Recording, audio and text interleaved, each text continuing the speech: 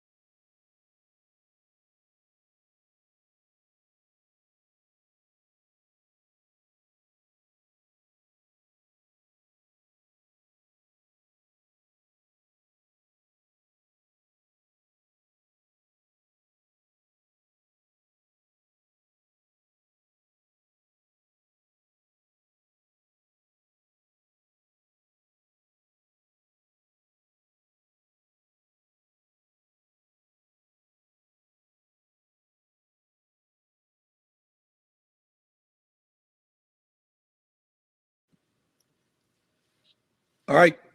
Happy Sunday, everyone. It's 12 noon Central Time down here in New Orleans, Louisiana. Let's get started. This is the video-based rule session number 6. Before we get started, just a few administrative things.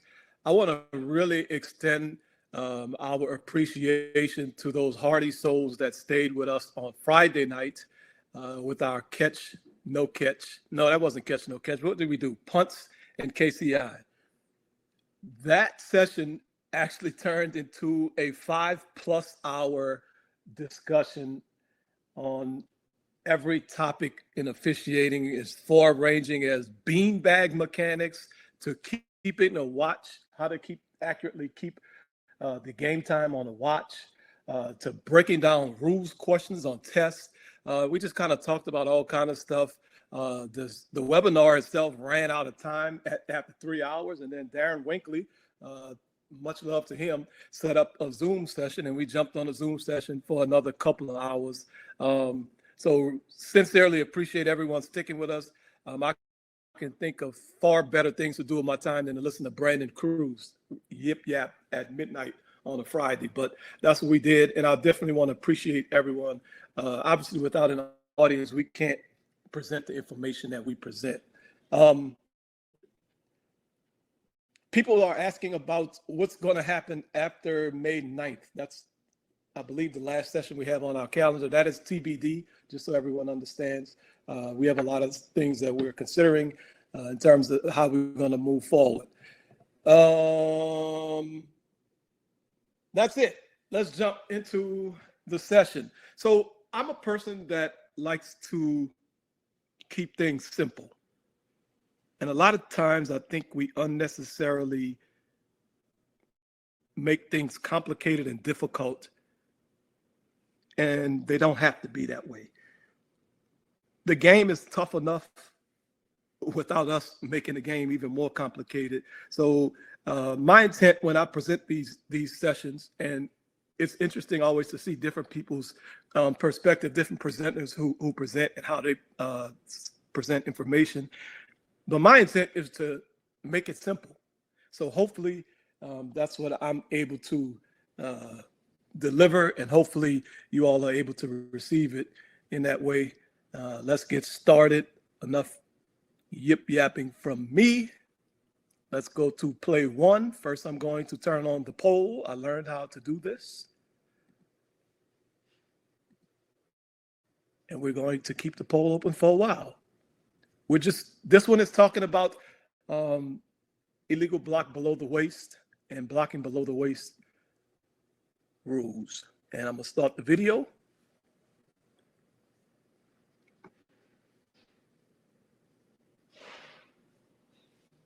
So what we're asking is the left guard. Take a look at the left guard and his block, and we're just asking about his block.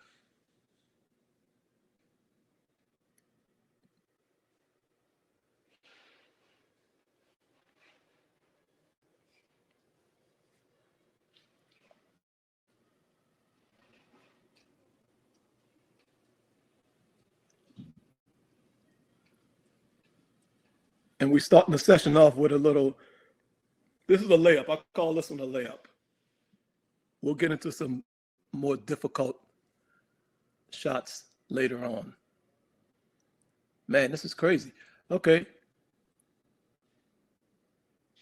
Apparently this play was a waste of my time to even put it up here. The vast majority of us are familiar with the blocking below the waist rules. And a couple more seconds and I'm going to end the poll.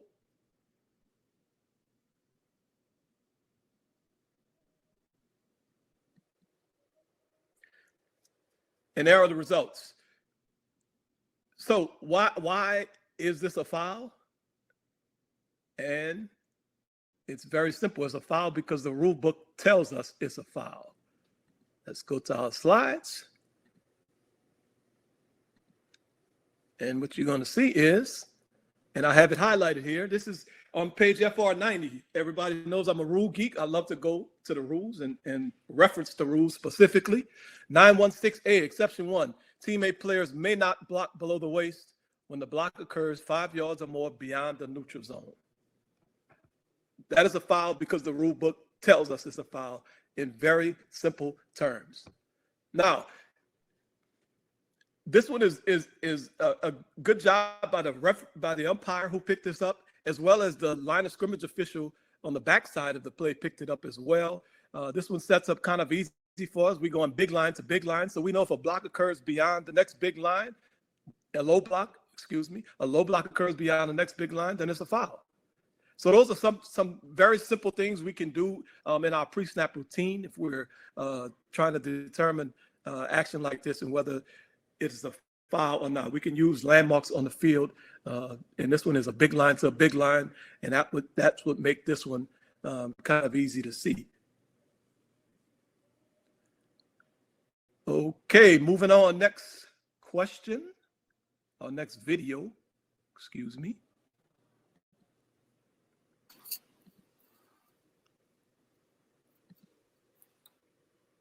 We're going to watch a punt play. One of the members from the shield comes up onto the line of scrimmage and gets set. And then we have a player at the top going motion. Let me turn on my poll. And we're going to ask you a question.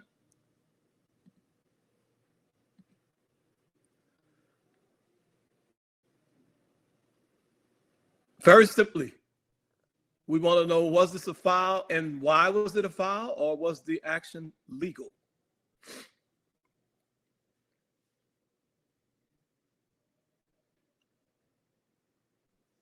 And you see again, player from the backfield comes up and sets on the line.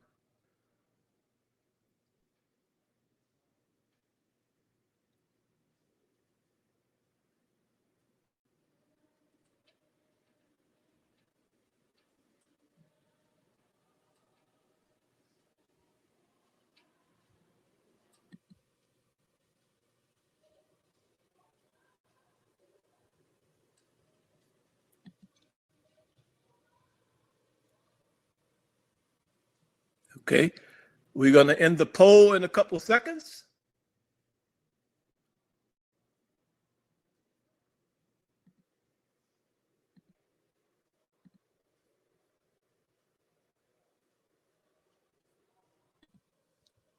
All right, let's end the poll. So 20% of us said the action was legal. And we have about 3% of us, and I don't know what this other 2% is. This math always bothers me. Jeez, maybe I need to stop being so, what is that, OCD? Is that OCD? I don't know if that's OCD, but that always bothers me. It doesn't add up to 100. So 20% of us said the action was legal. 75% of us said A6 needs to step back off the line prior to going in motion. And then we have another 3% of us said A80 needed to remain a back. So in order to legally go in motion, a player needs to step off of the line of scrimmage, get set for a second, and then go in motion. So basically, they need to shift into a position as a back from a lineman and then go in motion in order to make it legal. Why is that the case? Funny you should ask that, because I have a slide that kind of tells us that. FR 74. And for everyone, I'm going to send out the rule reference sheet. I didn't want to send it out beforehand because there's a play that I didn't want people to kind of cheat ahead of time. I wanted people to kind of just have their own knowledge instead of me giving rule references. So I'm going to send out the reference sheet with all of the rule references after this webinar is over. But here we go. FR 74 714B2. The player who goes in motion may not start from the line of scrimmage unless he first becomes a back and comes to a complete stop. So that player was on the line of scrimmage. 80 stepped up, which is fine, no big deal. In order for him to go in motion on that punt play, what he needs to do is step back, get set, and then go in motion. He can't go in motion from the line of scrimmage.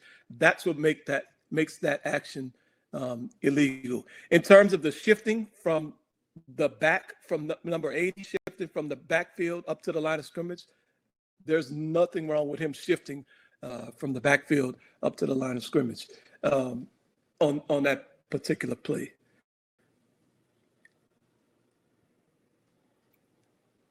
I'm going to slow down if there's any questions that I need to address, or I'm going to move on to the next play.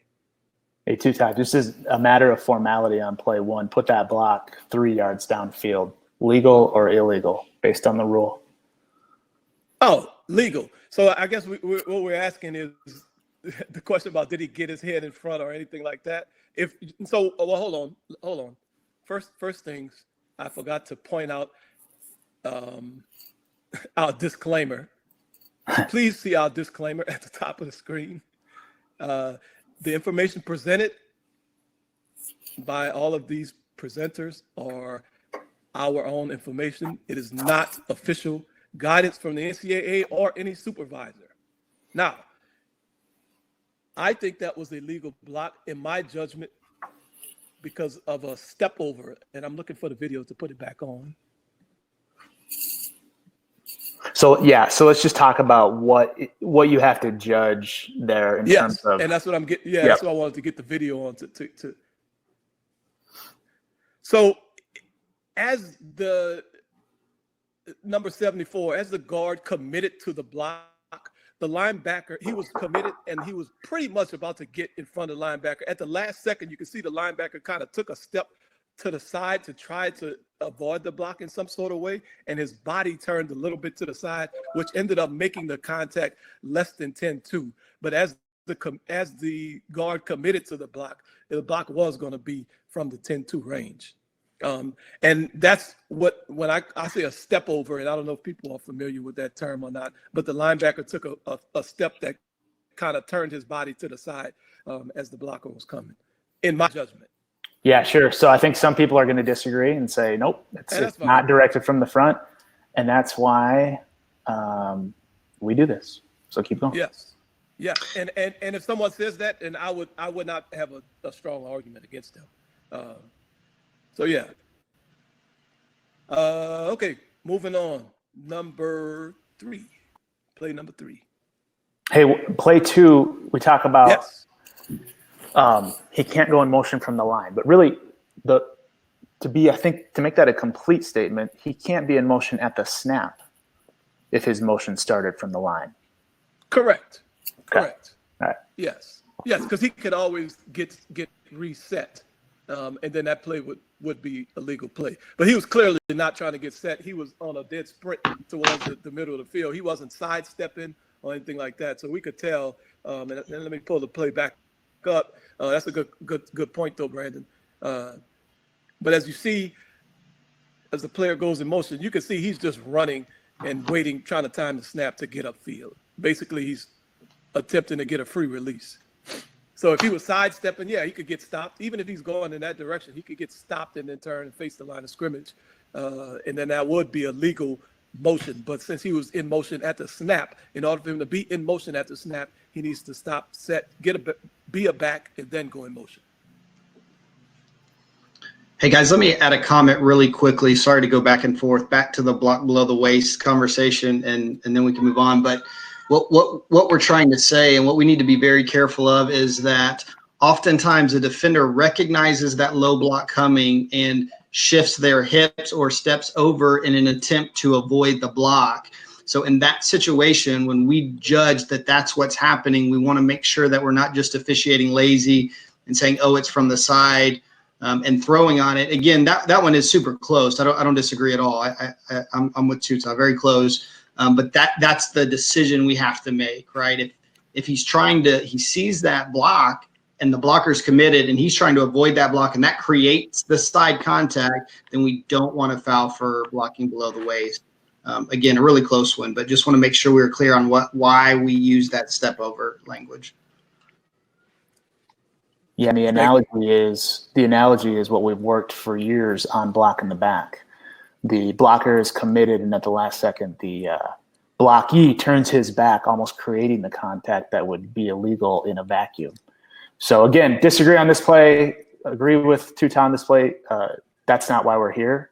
You know, if you want to have a separate session on foul judgment, we're probably not going to be the ones to lead that because we don't see much value in that. We see value in process. Keep going, man. Yeah. Thank you, Brandon. Thank you, Daniel. Play number 3.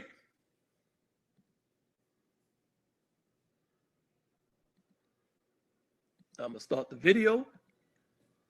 This is a very interesting play. Take note of the down.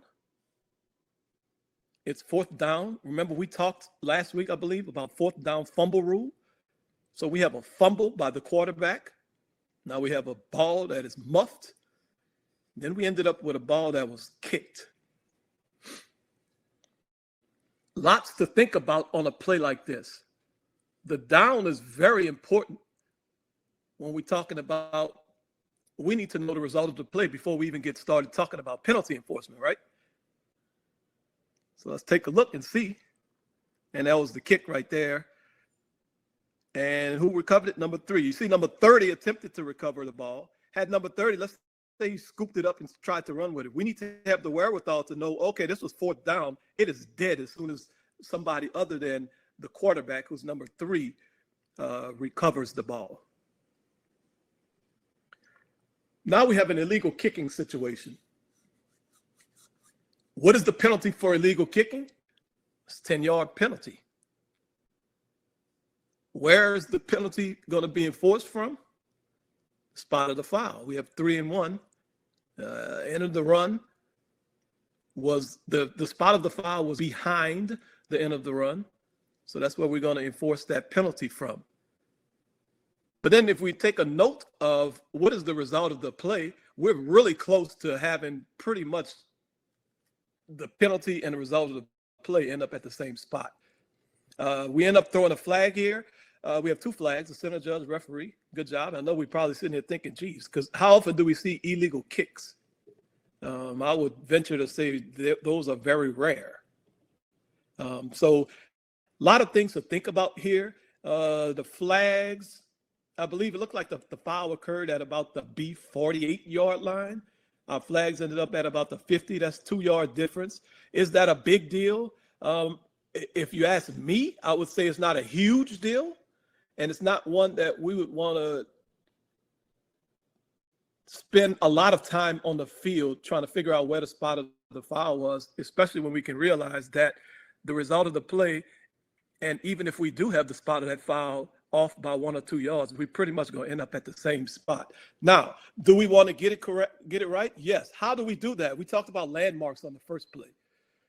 If we take a look at this, and this is something I'm noticing just as watching the video, and I'm not that good, and I'm not going to even sit here and say I would have had my spot perfect on the field. I'm not. But I'm taking mental reps right now, and that's what we should all be doing when we watch video. Where was the foul? There's a couple ticks past midfield. So then we throw our flags. Obviously, we're not watching where our flag lands because we're still officiating.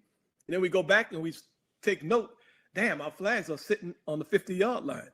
That foul was a couple ticks past midfield. Let's just adjust our flags 2 yards down. So that's something to think about on a play like this. And then what I want to do, because we like to have scenarios here, I want to start a poll. Clearly, that was a fumble. But we are going to pretend that our replay get paged, and we're going to pretend that there's indisputable visual evidence that it was actually a forward pass and not a fumble. Now, how in the world are we going to enforce this illegal kicking that we have now? So that's the question that we're asking. What are we going to do now?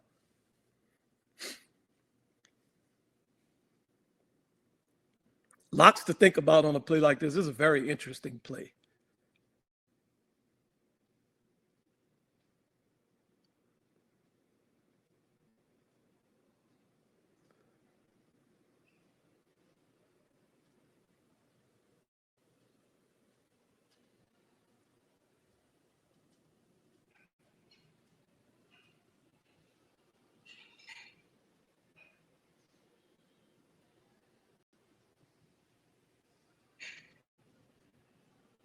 Great job by the referee and the center judge being slow and deliberate, allowing the play to play out. Both got the flags out, recognized the foul immediately.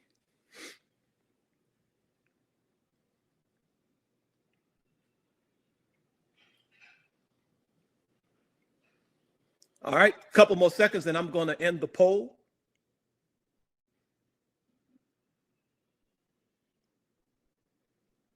And then we can talk about it.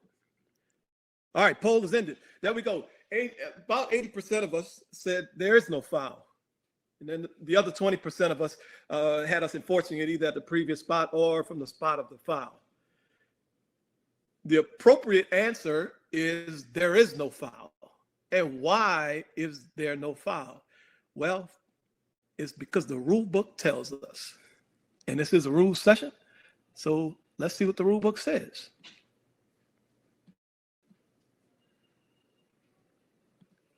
Illegal kicking, FR 109-4-4. Illegal player shall not kick a loose ball. Why did I underline loose ball? What the hell is a loose ball? Well, it's funny you should ask that because the rule book defines what a loose ball is. A loose ball is a live ball, not in player possession. So in order to have illegal kicking, you have to have a live ball. If that was a pass, if instant replay, after the instant replay process played out and the replay official determined that this was in fact not a fumble, but a forward pass, that would be an incomplete pass.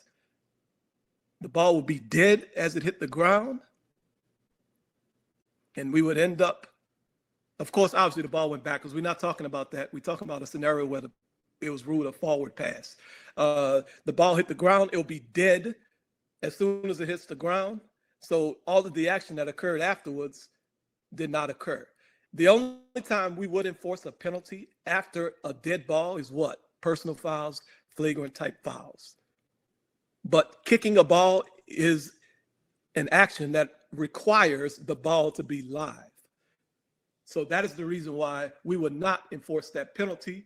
We would basically just go back to the previous spot and it will be a turnover on downs, first down for team B at the previous spot. Very interesting play. Lots to think about, lots to process. And this is a good play to take mental reps on so that once we see it on the field, we can handle it as well as this crew handled it. Play number 4.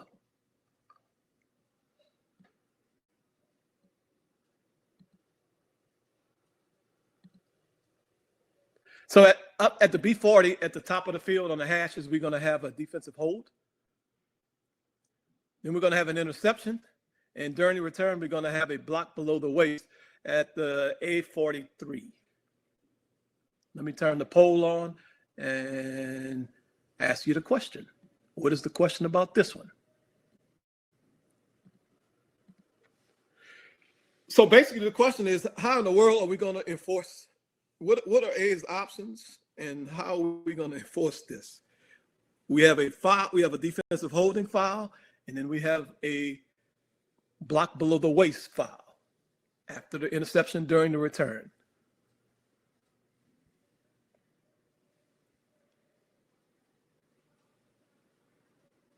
And this is one where we need our sideline officials to have a very good understanding. Why did the video stop?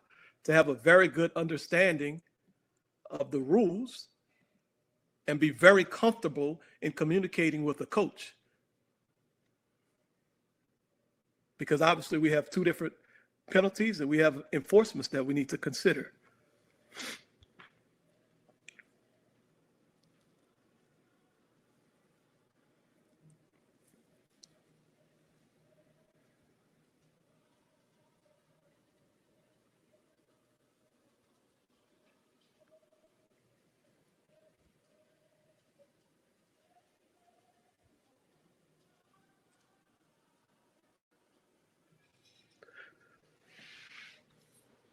It's amazing. You work football for however many years. Each of us have worked football, and there's always plays that you've never seen before. Couple more seconds, and I'm going to end the poll. And of course, the numbers don't add up to 100%. And I know that only bothers somebody like me, but it does bother me. All right, here we go. Let's end the poll. 3/4 of us said the team A should decline the block below the waist. So we have a 10-yard penalty. We have a 15-yard penalty. So why can't we enforce both penalties? Well, we can't enforce both penalties because the rule book tells us we can't enforce both penalties. And of course, I got a slide to talk about it. Live ball fouls by the same team. Both fouls occurred during live ball action, right? So when we have two or more live ball fouls, the offended team may only elect one of the penalties. So we cannot enforce both penalties by rule. So that's the reason why we can't enforce both penalties. So then the next question is, well, if I'm a coach, I'm like, hold on, I want 15 yards instead of 10. So let's think about it. If we decline the defensive holding, what we're saying is that the interception occurred and the 15-yard penalty occurred on the interception return, which by rule, that is a running play. So the spot of enforcement would be, using the 3-and-1 principle, the spot of the foul, and it would be team B's ball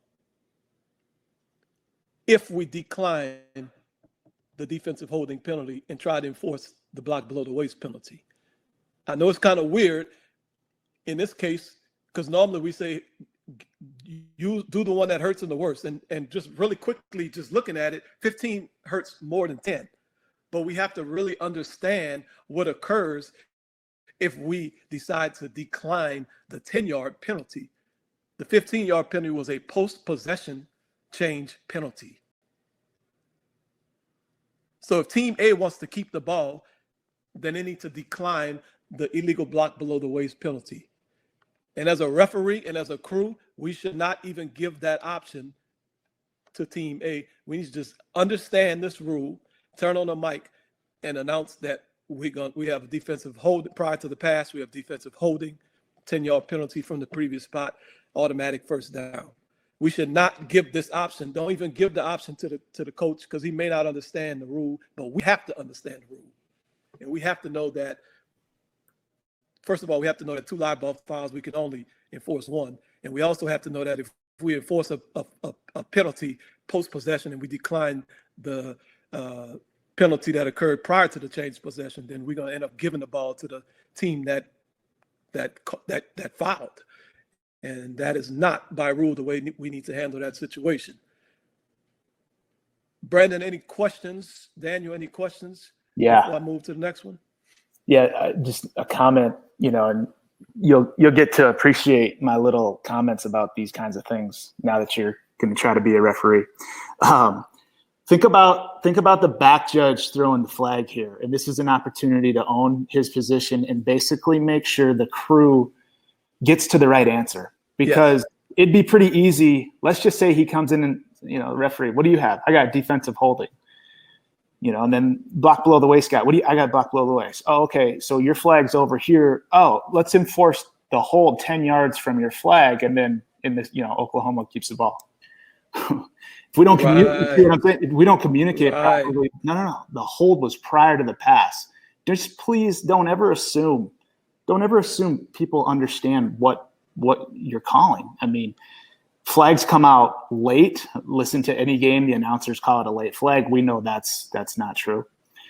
But flags come out with certain timing that may not be clear to everybody what you're calling. So if you just report, you know, I got holding on the defense and walk away, now we could go completely down the wrong path. Does that make sense? Yes. That makes a lot of sense, and we kind of talked about that when we did rule session number 3, when we kind of emphasized on reporting fouls. We need both officials to start with the status of the ball before they even talk about what their foul is. Prior to the pass, I had defensive holding, and the back judge needs to say after the interception and during the return. That's right. To make sure that the referee understands, well, hold on.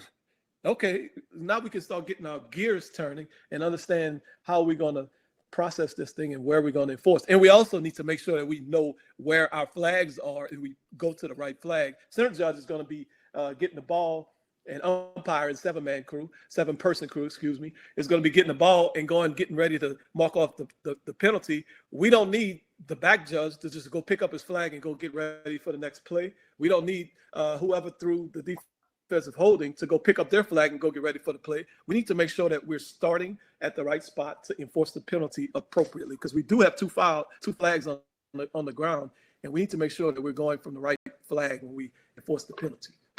So, that was a great point, Brandon. Are you ready to announce this? Give us your announcement. Okay. There are 2 fouls on the play.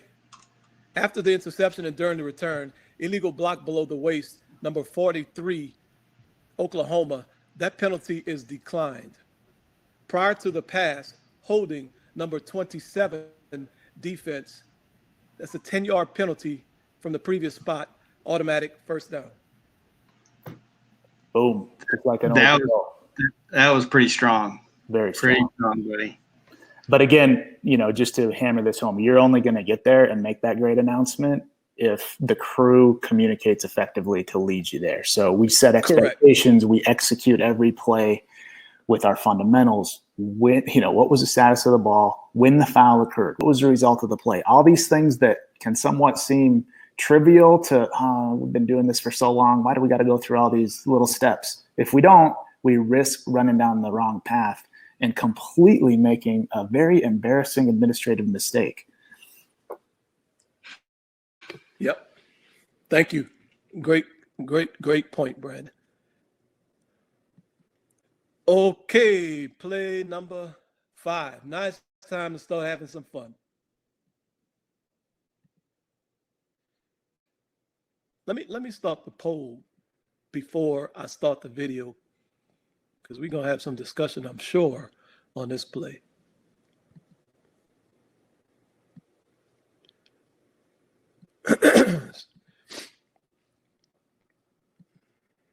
There's the poll.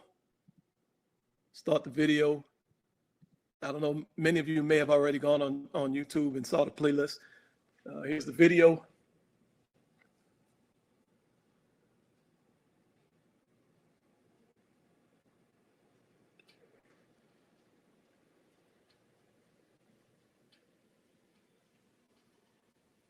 Ball got stripped from the runner.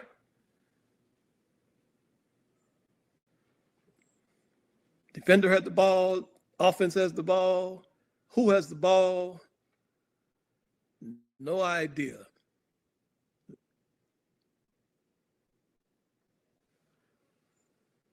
So the question we're asking, the first question that we're asking is, did B28, he's the player who stripped the ball initially from the runner, did he maintain control of the ball long enough to say that he possessed it? And we're getting really technical And the reason we are, because this is a rules question, this is a rules session, and we want to talk rules. And this is a very interesting play.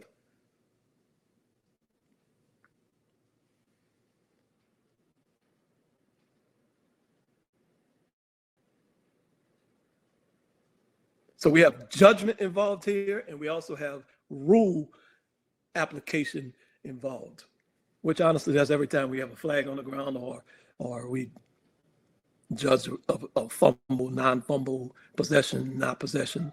But this one is also the question. The first question we're asking is a judgment question. Well, actually, a rule question is kind of wrapped into this judgment question as well.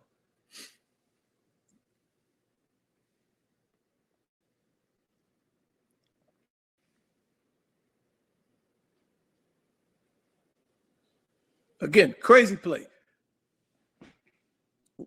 Work football forever, and you'd never see some of this stuff happen, but it does happen. All right, getting ready to end the poll. So 40% of us said no, he did not maintain control of the ball long enough. 27% of us said, yeah, he did maintain control of the ball long enough. And then 31% of us said it doesn't matter. He had firm control and he was on the ground. So let's address what is the rule, first of all. What do we need to know about the rule? Intercepting a fumble. Now, I know you're going to say, well, he recovered it. No, technically he didn't. To recover a fumble, the ball has to hit the ground. This ball never hit the ground, so he intercepted the fumble, or he attempted to intercept the fumble, possibly. So an interception is a catch of an opponent's pass or fumble. This is a rule, FR 30243E. So, as we learned from Brother Daniel's catch, no catch presentation a couple of weeks ago, it takes hundreds of words and a consortium of officials to determine if a person made a catch.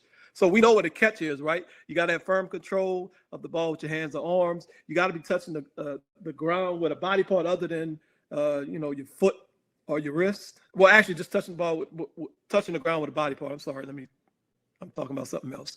So you got to have firm control, body part, and then you have to maintain control long enough to perform in that comment to the game or to be able to perform in that comment to the game. So for the 31% who said it doesn't matter, well, it does matter by rule, because to intercept this fumble, he has to catch. He has to catch, and I underlined it, he has to catch the fumble. And in order to catch a fumble, he has to do all of this stuff that's listed here. So going back to the poll, from a judgment standpoint, and this is very interesting because as a replay official, we have to immediately be able to apply this rule as well and use judgment as well. So if we say he did not maintain control of the ball long enough to say he possessed it, then what are we saying? Let's go back to the video.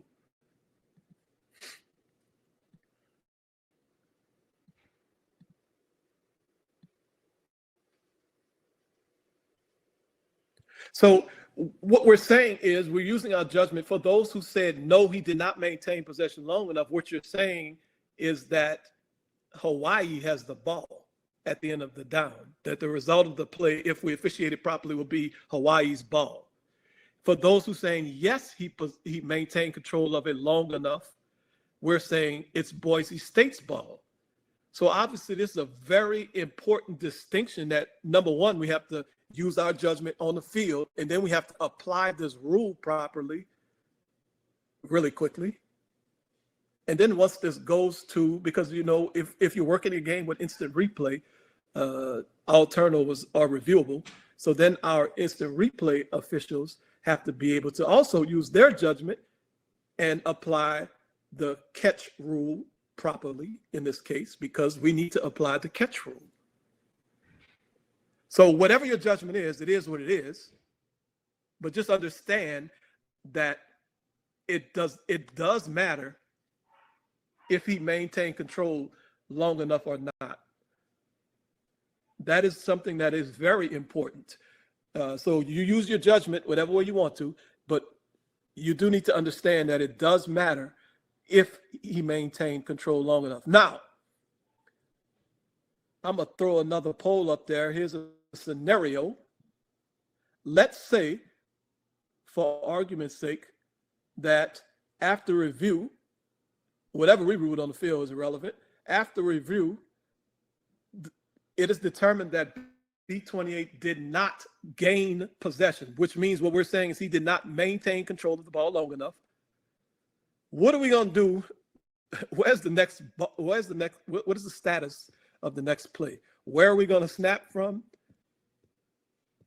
Well, we know where we're going to snap from, but what is going to be the down and what are we going to do with the clock? So basically we're saying after review is determined that the defender did not possess the ball long enough, maintain control of the ball long enough to gain possession by rule. The Hawaii player ultimately gained possession. What's the next down and what are we doing with the clock?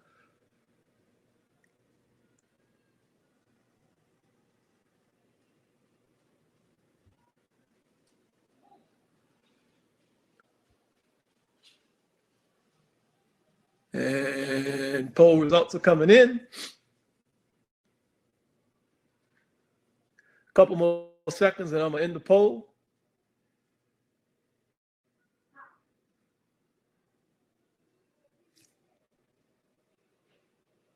All right, ending the poll. The vast majority of us said it's going to be 3rd and 7, and we're going to go with the clock on the ready. Good. Because basically, what are we saying? If he did not maintain control long enough to say he gained possession, then it's just a muff, right?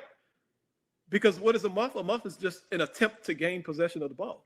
So all he did, B28, if I need to keep stressing if we judge that he did not maintain control long enough, then what we're saying is all he did is muff the ball.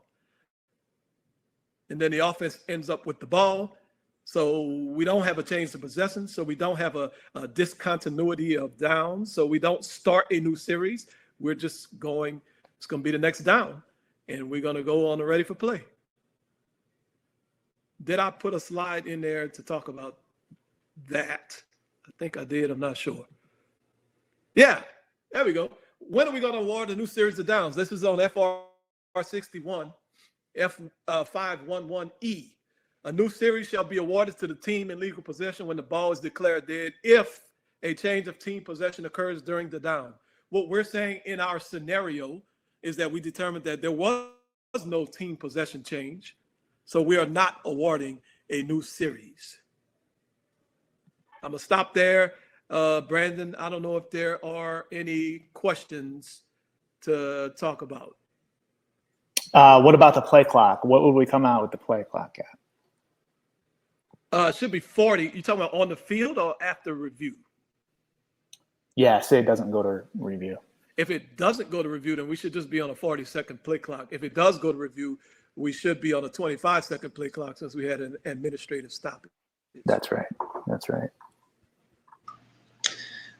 Hey, Tuta, Yes, sir. did a really good job explaining those elements of the catch. Kind of made the hour and a half we spent on it the other night irrelevant. You did it way faster, so thanks for that.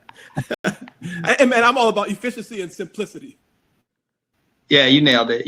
Just want to reiterate what we're looking for there is the element of time, right? And that's the judgment that that Tuta was trying to explain that we're going to have to make on the field, right? Is the firm control. We obviously have the body part down, and are we going to have possession for the element of time? So we contrasted it, I think, in the comments to another play that we used in the catch no catch session a couple of weeks ago, and I think we were talking about the Ohio State play, and what's different here is the element of time of 28 for Orange team. Boise State having firm control of the ball while he's on the ground. I don't want to get too deep into that because maybe not everybody saw that play in our other session, but if you recall, in that Ohio State Oklahoma play, we had possession, we slid, we survived the ground, and then a secondary act knocked the ball out. Versus this element of time is much, much shorter, and that's what we're having to decide if it's long enough or not. And we'll let you guys decide for yourself if you think it is. That's all, Tuta. Sure. Thanks for that clarification. All right, last play. And I intentionally didn't show this last play because I didn't add it to the playlist because I just wanted people to be surprised by it. I'm going to put up the poll first for our last play. And I'm going to show the play once. And then we'll break it down after I show the play once. So the question we're asking is, what you got, ref? Gotta have something, right? As one of my crewmates used to always say, you gotta have something. Let me cue up the play.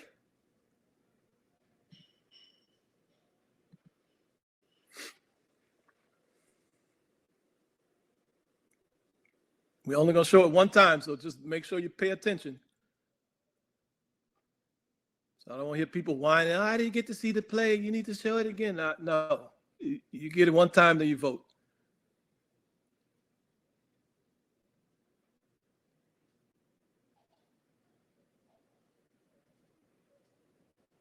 There you go. Time to vote.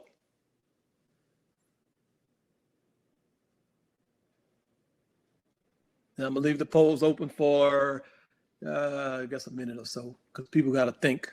I know you got to think, you got to figure out, man,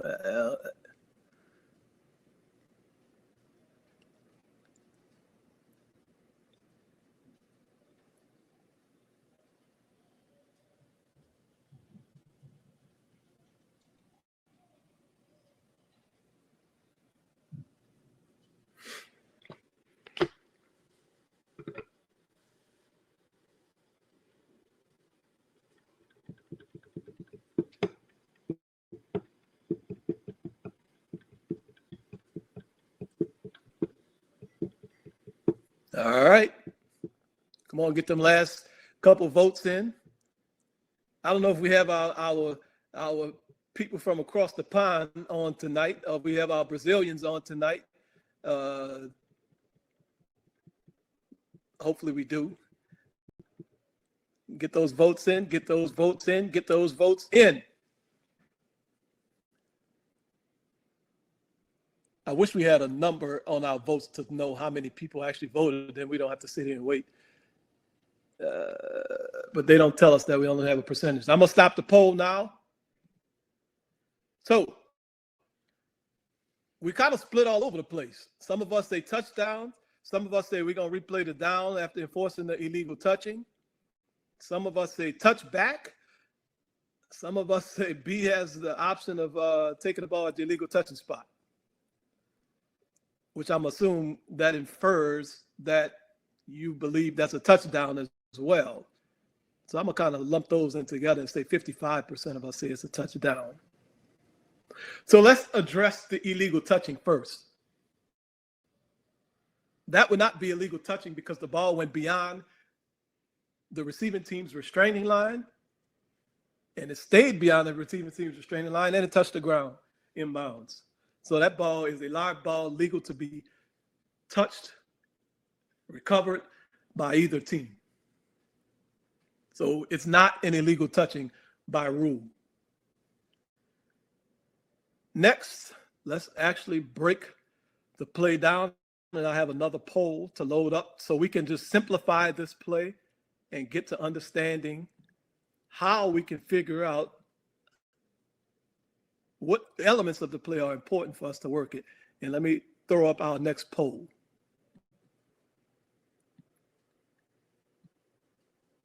So we already asked what you got, ref. Now we're going to publish the poll. So the ball bounced at about the B13-yard line. Then we have two receiving team players that look like they almost touched it. So the question we're asking is it important on this particular play, not any play, just this particular play? Do we need to know if the receiving team touched the ball or not? Is that important or is it not important on this particular play right here?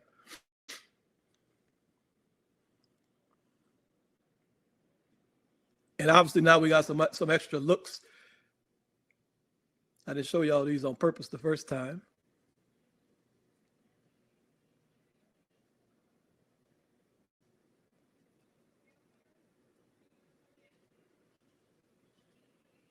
So do we need to know if the receiving team touched it to determine the result of the play? A couple more seconds, I'm in the poll. There we go, in poll. Oh, we split. So I hate to break the news to 48% of us, but we in trouble already. So first thing, let me just say this just in general. As an official, when we're on the field, it is important for us to know everything that happened on the play. We may not necessarily need it to figure out what happens during the play, but it's always important for us to know. And keep this question in your back pocket. There's a reason why I asked that question, and we're going to get there in a little bit. But 48% of us are in trouble already. So I'm letting you know right now, phone a friend, ask for a lifeline or something, because 48% of us are in trouble. Next poll question. Here we go. Reset poll. So now we talked about, do we need to know if the receiving team touched the ball? Next thing we're going to say is take a look at 820 right at about the 2-yard line.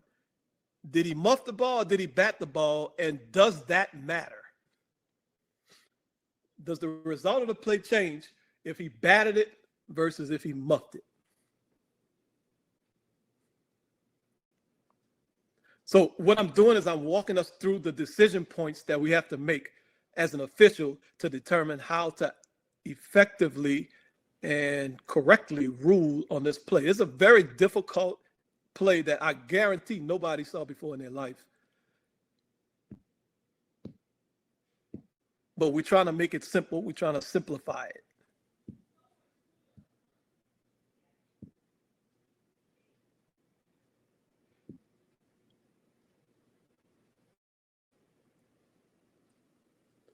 Let the poll stay up a little while longer. And the reason I'm asking that is so now we have to judge, did 20 bat the ball or did 20 just muff the ball? And we need to know that.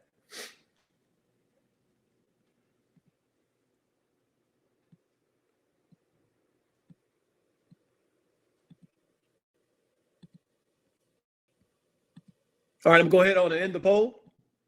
So about 80% of us say yes, the result of the play changes. So what type of play is this? This is a kick, right? And once the kick hits the ground, it's still a kick, right? If 820 batted the ball, would it stop being a kick or would it still be a kick? I think the answer is it will still be a kick.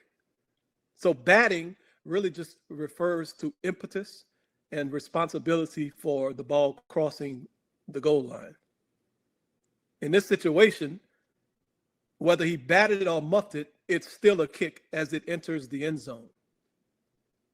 But we still need to know if he batted or not, because then we would have a penalty and then we could get into penalty enforcements. Next poll question.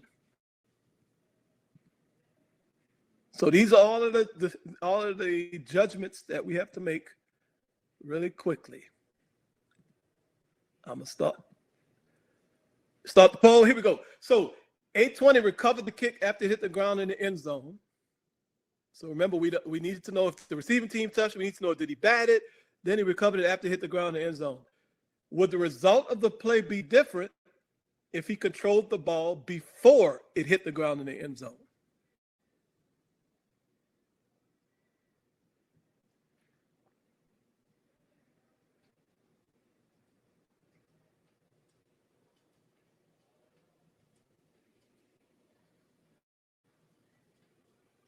And remember, as we standing there, we got to be able to see this and know this. We got to know what happened on the play in order to correctly apply the rule. And this happens really quickly, and it's very difficult. So I'm not trying to make it sound like this is an easy play at all. So hopefully I'm not coming across like that. A couple more seconds and I'm gonna end the poll.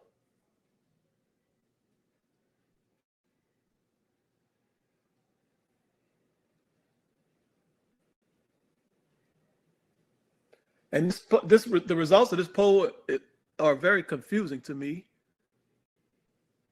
Here, I'm in the poll. So we got 90% of us basically said, yes, the result of the play would be different if he controlled the ball before it hit the ground in the end zone. And 10% of us said, no, the result of the play would not be different. And I'm confused by that, but let's go to the slides and we can talk about all of that other stuff that we needed to judge before we come up with our ultimate ruling. But the ultimate ruling is actually very simple if we think about it.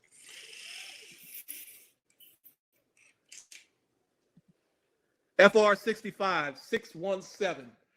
When a free kick untouched by team B, remember I asked you, did those two players touch the ball? That's why I asked you that. Touches the ground on or behind team B goal line, the ball becomes dead and belongs to team B. So this play is just a simple touchback, but there's a lot of things that confuse us as we go through the action, as we evaluate the action. But really the only thing that matters is if the receiving team never touched the ball and the ball touches the ground in the end zone, the play is over and it's a touchback. So the correct answer when we asked you what you got, ref, was touchback. I'm going to stop there, Brandon. I'm sure we have plenty of questions.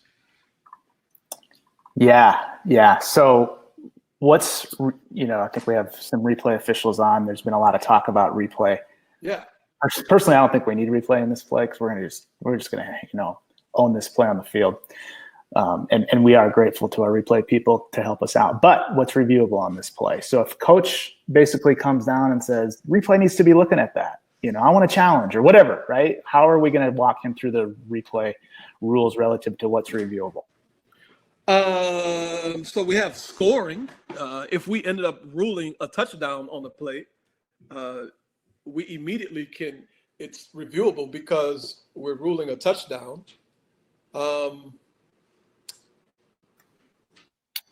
Let me think what else. No, you're right.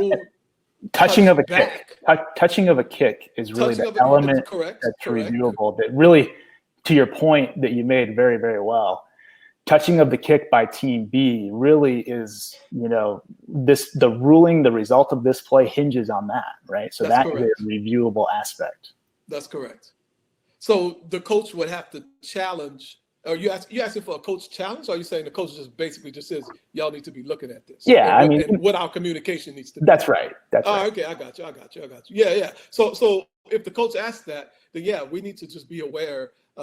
We need to basically say, coach, the receiving team never touched the ball. And I would guess it would be the team A coach who's saying, who wants to challenge and who's upset. We would say, coach, the receiving team never touched the ball. The ball hit the ground in the end zone. By rule, it's a touchback. And then I'm sure, he may or may not listen to that or like that. But if we do rule touchdown, then obviously the replay official should immediately page us because it's a scoring play and help us get this right on the field. Yep. All right, Mr. Clockman. So you're upfield as a side judge or a field judge, I guess. You're gonna be patient. I know you are very concerned about the clock. You're gonna be patient and let us get to a ruling on the field. But then, how are we gonna work through the process of getting the clock where it needs to be, and why? First of all, I don't appreciate your backhanded compliment, but I'm going to take it as a straight up compliment. I'm not going to take it as a backhanded compliment. So I'll talk about my process. At the end of every score, I write down the score and the time of the clock on my game card. What I also started doing a couple years ago, as I had a tough play where we lost time on the clock after a kickoff, is I verbally tell myself the time of the clock before we kick off. And then if we have a touchback or a kick out of bounds, I immediately take my game card out of my pocket and read the time on the card to make sure that my verbal communication to myself was accurate. So what I would do on this play is I would know that it was, let's go back to the plays, I think it was 10:43. When we kicked off, was it 10:43? 13:46. I wasn't even close. Jesus. So 13:46. So what I would do after this play is all over, after the dust settles, I would look at my card, and if we rule a touchback, if the clock is not showing 13:46, I'm just going to go to the referee and say we need to reset the clock to 13:46. Okay, but I mean, look, we talk about the kicking team actually touches that ball, right? Oh yeah, it's a live ball. That's right. Let me take that back. Good point, Brandon. I'm just thinking touchback.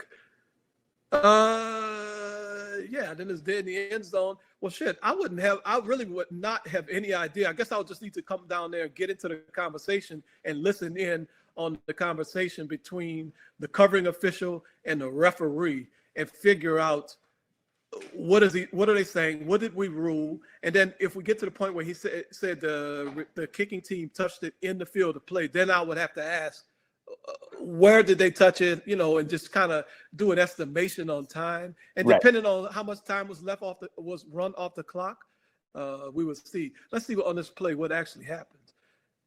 Clock never started, clock never started, clock never started, clock never started. Oh, the clock never started. Okay. Yeah. So, yeah, I would just come in and I would just say we need to take a couple seconds off the clock. Right. Yeah, I agree with that. Yeah, I'm sorry. I went. That's right. You go through this with clock operators, talking about taking time off on kicks, and I know we're kind of getting into a rabbit hole here, but it's a good rules conversation. So what do you coach our clock operators in terms of, an immediate grounded possession versus? I know you go through a bunch of different elements with them. I do. I do. So tell them if there's a fair catch and the player is standing up, receiving team player calls a fair catch and they're standing up when they catch the kick, no time goes off the clock. If they muff the ball and go to the ground during the process of possessing the kick, then at least 1 second should go off the clock. And then I also tell them pay attention to the line judge, hit line judge, and sometimes the referee. They'll wind the clock when it's time for the clock to start on kickoffs. And then I also talk about if the player catches the ball in the end zone, don't start the clock until they come out of the end zone, and also pay attention to the line judge, hit line judge, and the referee as well. So the rule is the clock starts on a kickoff play when the ball's legally touched in the field of play. In the field of play, and this, correct.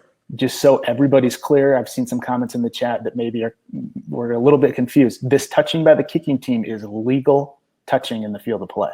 Yes, very legal. Very legal touching. This is not illegal touching at all.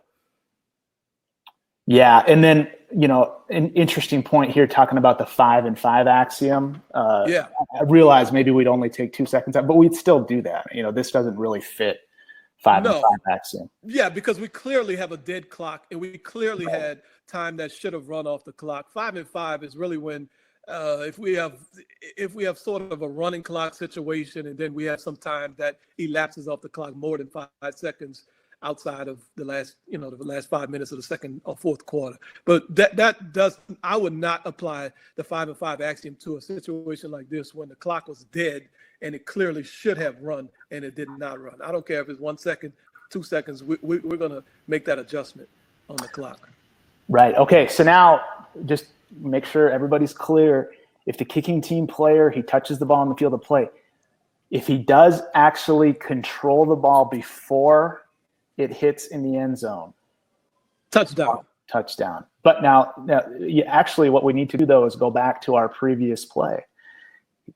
There's a process to recovering the football. So think about it. If he recovers that, or if he controls that ball before it hits the ground in the end zone, he's now got to survive, going to the ground with control of the football, right? That's correct. A recovery. Do I have that on my slide?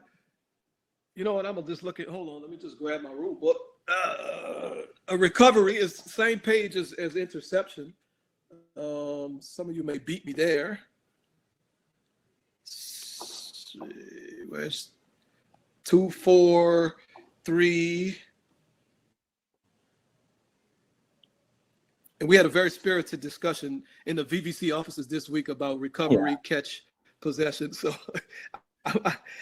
2, 4, 3, G.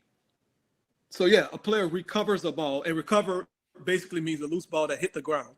Recovers a ball if he fulfills the criteria in paragraphs A, B, C, and D for catching a ball that is still alive after hitting the ground. So he has to basically, like Brandon said, he has to catch, he has to perform all of the elements of a catch if he controlled the ball prior to the ball touching the ground in the end zone.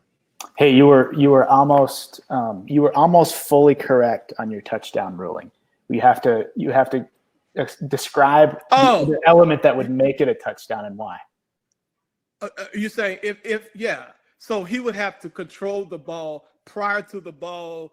Like if he controls it in a field of play and then falls into the end zone, then no, that would not be a touchdown because the ball would be dead at the point that he controlled the ball. But if he controlled the ball after the ball broke the plane of the end zone, then it would be a touchdown. Yes, I'm sorry, I didn't. Exactly. So for everybody that was jumping on you in the chat, rightfully so. But let's make sure, and we can kind of put it back on you all that you can't just say this. There's no way this can be a touchdown. Because it absolutely can be a touchdown. It absolutely can be a touchdown if he controls the ball and the ball is breaking the plane of the goal line. That's correct. And then he completes the process of the recovery, even if he completes that process out of bounds, it's a touchdown. That's correct. And I'm sorry, I should have been more clear with my answer. No, that's why we do this. Yeah, absolutely. But just think about it. This is a play that I've never seen before. Crazy play. Just a lot for us to think about, a lot for us to process. But good to get mental reps on plays like this so that when they do happen on the field, now we know what rules that we need to apply. Now we know what judgments are important. And then we can maybe be able to handle this play well when it's our turn to shine. Yep, and I'm just reading through all the great comments about. I think everybody was just thinking about if he controls the ball in the field of play. Certainly, that's clearly not. We're not going to award an advance into the end zone for a touchdown. No. So it's good to think about all these things. We see a play. That's what I'm talking about. It's so easy to get down one path, and if we don't communicate properly, think about it on this play. Let's say the headline judge is saying, or whoever that was, is saying, team A recovered the ball. That's all it says. Team A recovered the ball. Yeah. As a referee, we got to say, well, okay, when he controlled the ball, where was it? Right. If we just kind of stop there, obviously, I think the headline judge would have a spot. So maybe with his physical mechanics, he would tell us where he had control, and so that we can't award an advance. But again, it's just important to clearly communicate because if we can get down the wrong pathway, just like we almost did here. Yeah, right.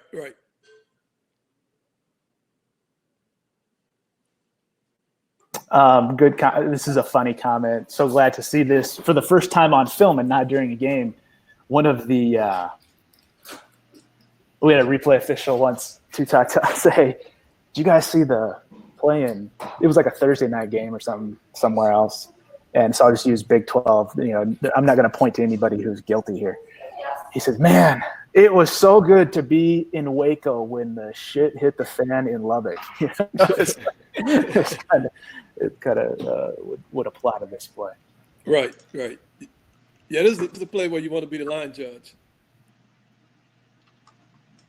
And honestly, I'm making a joke about that, but if you're the line judge, your heart rate is nowhere near as high as the head line judge's heart rate because the head line judge has to make about 5-6 decisions before he makes a ruling. So if you're the line judge, what you want to do is come across the field. You probably saw a lot of this stuff go on. Come across the field and start having a conversation and help your crewmate out who's probably hyperventilating. And if I was the headline judge, I would be hyperventilating. Maybe I'm the only one. But yeah, come over there and have this conversation with him and just start talking through those elements, and then see if he needs some help. He may already have nailed it. If you're working with Daniel Young, he probably already nailed it. But if you're working with me, then I probably didn't nail it, and you probably gonna need to come help me out. T-Dog, that's I don't know, man. That may be the best point of this whole play as offside or off action, I guess, officials. We really have to come in and get this play right as a crew, because just like you said earlier, we want to always know touching, right? And so we've established that B doesn't have to touch the ball here. It doesn't change much other than that touchback part. But the point is, so I guess it does change a lot, but the point is that the A, like, he's still thinking about that, right? Yeah. Holy crap. Did he touch that ball? Did that ball touch him? Oh, Yeah. wait, where did this guy come from? Oh my gosh, what's happening? Yeah. So really understandable when everything's exploding and you're still working on that whole touching piece and trying to catch up cognitively, that line judge and the referee can come over and say, okay, let's just work through this. We had a lot going on. Talk to us about what you have. And that as a crew, we can get that right. Yep. And one thing I can take away from working with Brandon in the past, and I'm going to take that with myself moving forward as a referee. I don't care how long it takes. We work with Brandon, and we'll just be standing there on the field having a conversation. Now, we're not talking about a false start. We're talking about something that's complicated like this. It doesn't matter how long it takes. Stand there, calm down, discuss all the details, discuss all the elements, apply the rule properly, and then get the play right. It doesn't matter how long it takes. That's right. I agree with that. Hey, talk about, do we need a beanbag on this play? A beanbag? No, why would we need a beanbag? Beanbag signifies illegal touching, or it signifies the end of a scrimmage kick, or it signifies a change of possession. I'm not quite sure what a beanbag would signify on this play. And that's the point. You know, think about it. We don't want empty mechanics. It would really be an empty mechanic. It would really be an empty mechanic to throw a beanbag here, because we don't need any reference points here. Right. Right. For the purposes of administering the game, obviously we have to have the reference point of, did Team B touch the ball? If we rule this a bat, then now our reference point is our flag, because the flag, correct. Really bat. Correct. What are we looking for? There's been some chatter too. What are we looking for, bat versus muff here? This is obviously a muff to me, just from the definitions, but what are we looking for? Well, it's funny you should ask that, Brandon, because that's what I was going to, the definitions. Rule 2. Where is the bat? Come on, my rule geeks. I know somebody's going to beat me to it. Batting. FR 32. 211.3. Batting the ball is intentionally, and that's the key word, intentionally striking it or intentionally changing its direction with the hands or arms. So I guess you could kind of redirect it in a way, but you have to intentionally do something. If it's just a simple attempt to just grab possession, then that's a muff, not a bat. So the next question says, when in question, the ball is accidentally touched rather than batted. So unless you see a person clearly swing, swipe, some overt act to redirect the ball, then it's not a bat. If you have a question about it, then it's a muff. It's not a bat. Yep, I agree with that philosophy. Daniel, what about, let's say the Team B player does touch? You're kind of our resident tip signal expert. So would this be a time to do that? Yeah, I think that's a great mechanic to use here. I don't know that I've ever seen that from a line of scrimmage official on a free kick. I know that I have never seen it, actually. So that's really interesting. And it's really about just creating that path for you to go back and work through. So when you do that muscle memory, that's triggering something in my head. I know now that B has touched the ball, right? And so now A can possess it in the end zone like it does, even though the ball's touched the ground, and we could have a touchdown. So, yeah, that's a great point. I've never seen that happen, but it's really just about I mean, we want to communicate that to the replay officials and to the TV guys and everything, and that's great. But really, for me, it's personal. It's about just creating that sequence of events in my brain so everything can slow down for me a little bit. But that'd be a great mechanic to use if you have a touch here. All right. And So, again, just go ahead. want to make sure. I know we've already said this, but there's still just a little bit of back and forth in the chat. Just want to make sure we're very clear. This is not a scrimmage kick. The ball's gone 10 yards. Team A can legally touch the ball. So we don't need to be touching for A to gain legal possession here. And we talked about the whole scenario. That would be unique, however possible, to have a touchdown. Just want to put that to bed for the last time. Perfect. Now let's do a little bit of a what if before we all kind of let go and enjoy our Sunday. We have a flag for batting. And let's just say it's illegal batting. All right. So now we got to work through the process, because all of the different elements that you pulled us on over and over to Todd really also apply to a proper enforcement of the penalty for illegal batting. Correct. So think about that. How are you going to guide that conversation with this headline judge who is really his plate's full? Yeah. So if he does have illegal batting, well, first we need to know what the result of the play is. Yeah. Okay. So we have illegal batting, flags on the ground. We got to figure out where to enforce it from. There's a couple different potentials based on all these different rulings that based on the result of the play. Yeah. So if we're going to rule a touchdown, then obviously the illegal batting, we could go to the previous spot because it's a foul during the kick play. So we go to the previous spot and we would re-kick, 10-yard penalty from the previous spot and re-kick. If we rule touch back, then that is a team A foul during a kicking play, and we could tack that on to the 20-yard line. So we go to the 30, 1st and 10 for team B from the 30. I don't know what else we could have here. Oh, we could have team B possession in the field of play. Same deal. We would go back to the previous spot. So I guess if we say team B has the ball, we'll go to previous spot. If we have team A with the ball, then we would just tack it on. So other way around, right? It's where you can tack on if B is in, if the ball belongs to B at the end of the down. Yeah. I'm sorry. Shoot. Sorry. Yes. And then you actually tried to make this a scrimmage kick touchback by going from the 20. Oh shit. 25. Shoot. I'm sorry. Potty mouth again. 25. Yes. Well, thankfully, the center judge who's marking off the penalty is smarter than me. So he would know we're not going from the 20. We're going for the 25. Yeah. And then, it's really, man, as difficult.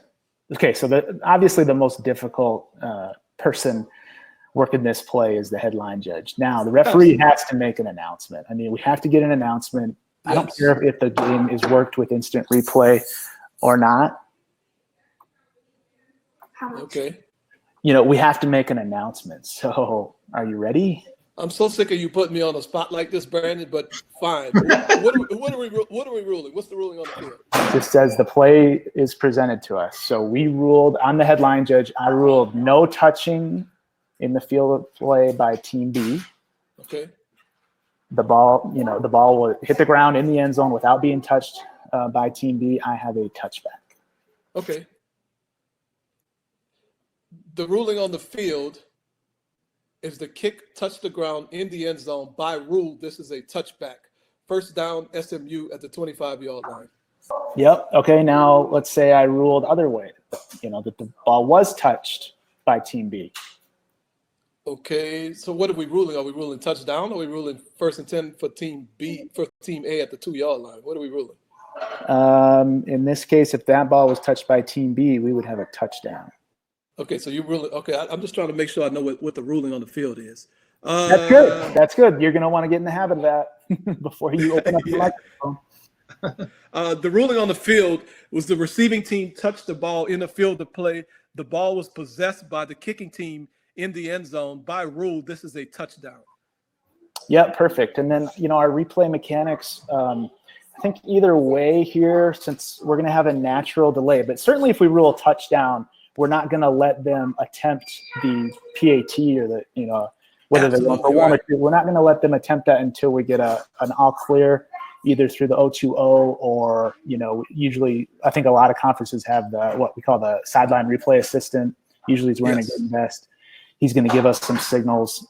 So that's important to think about too. And I would probably offer this. It would be really nice on a crazy play like this, even if we go touchback out to the 25, let's kind of get an all clear from replay there too. Yeah. As the Yeah, referee, because it's a crazy play. you're going Right, to kind of right. see all this happen, and geez, there's a lot of different things, very unique play. So yeah, good to get an all clear. Yes, absolutely. Good point. Good point. Well, I don't know. I think we've about squeezed everything out of this play we possibly can. Your announcements were spot on, man. Good work. Thank you. Appreciate it.